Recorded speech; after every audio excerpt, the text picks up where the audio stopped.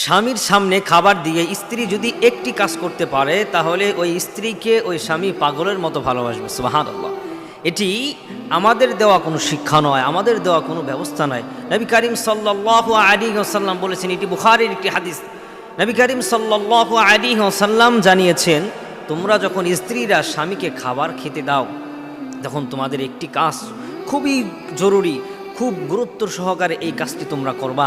স্বামীকে খাবার দিয়ে তোমরা ডানে বামে সামনে পিছনে কোথাও যাবা না, বরং স্বামীকে খাবার দিয়ে ওই জায়গার মধ্যে বসে স্বামীর কোন সময় কি লাগতেছে, বিদ্যুৎ চলে গেলে স্বামীকে পাখা দিয়ে বাতাস করা, স্বামীর লবণ লাগতেছে কিনা বা কোনো কিছু প্রয়োজন কিনা, স্বামীর কোনো মনে দুঃখ আছে কিনা, কষ্ট আছে কিনা, খাবার সামনে দিয়ে স্বামীর সামনে বসে থাকবেন, স্বামীর খোঁজ খবর নেবেন। আল্লাহ তাআলা আপনার প্রতি আপনার স্বামীর হৃদয়ে ভালোবাসা পয়দা করে দিবে। আপনার স্বামী আপনাকে প্রচণ্ড